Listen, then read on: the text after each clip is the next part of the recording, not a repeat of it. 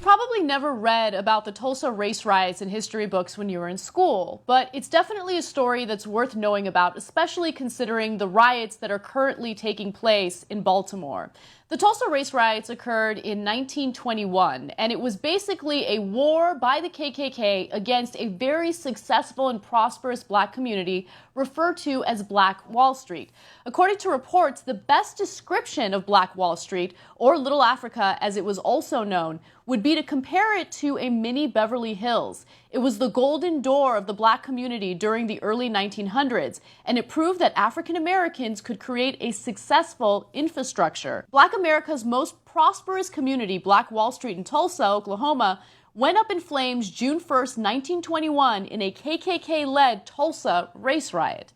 This community consisted of individuals that looked out for one another. But more than that, it consisted of individuals that were beyond successful. Some of the most intelligent minds got together and created some of the most successful businesses. They looked out for one another. They created an education system that we can only dream of today. They believed in nepotism only because these black individuals had been so disenfranchised by society that they felt that they can only look out for one another. And as a result, money stayed in their community. In fact, it was passed off about 100 times within the community before it left the community. Right now, when it comes to a black neighborhood, a dollar lasts in that neighborhood for about 15 minutes and then it leaves. And so they managed to create a society that was successful. They were prospering. But it turns out that white individuals in neighboring areas were not too happy about that, particularly the KKK. So this led to a riot, and the way the KKK crafted this riot shows you exactly how deep that jealousy and that envy was. What they did is they accused a man of raping a white woman. But of course that man didn't rape anyone. They just wanted to accuse him so they could go into the community and start violence and trouble. And so they accused this man. A number of KKK members go into the community, and as one black man is armed, ready to defend himself, he's confronted by a white individual who asks him what he's about to do with that gun. And he tells the white man, well, I'm going to do what I need to do if I need to defend myself. At that point, there was a physical altercation over the gun. The white man gets shot and he's killed, and then the riots erupt. Now, the outcome of this is beyond disturbing. The night's carnage left 3,000 African Americans dead and over 600 successful businesses lost.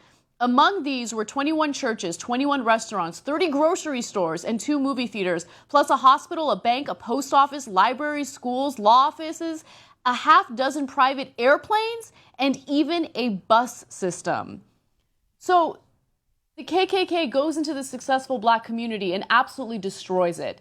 And so when we talk about violence in the United States, and when we talk about things like white privilege or institutional racism, this is why it's incredibly important to take these issues seriously. Because when you look at the black community and you wonder why it is that they're angry, why it is that they're rioting, why it is that they're fighting back against things like police brutality and institutional racism, you have to look at the historical context of this country. You have to consider the fact that there was no restitution in this case. These people, 3,000 people, lost their lives. Their businesses were lost. What they had built was completely demolished. And you fast forward to today and you look at statistics and you realize, yeah, maybe things aren't quite as violent as the Tulsa race riots, but you have to consider the fact that African Americans are 4 times more likely to get arrested for marijuana. In fact, if you have a black-sounding name, you are 50% less likely to get hired for a job. When you look at our private prisons, or if you look at the school-to-prison pipeline, African Americans and Latinos are much more likely to be victims of that.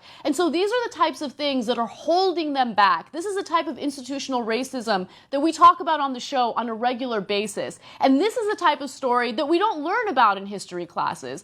And again, you look at something like this and you realize that if you just create an opportunity for people to prosper, they will prosper, regardless of their race, regardless of their background. That's why education is important. That's why making sure that you give everyone an equal opportunity is important. And that's why it's incredibly important to take stories like the Baltimore riots as seriously as possible and understand that even though there are those who are violent and are doing things that might be considered wrong, there are also those who are legitimately arguing about something that they've been victims of for a very long time.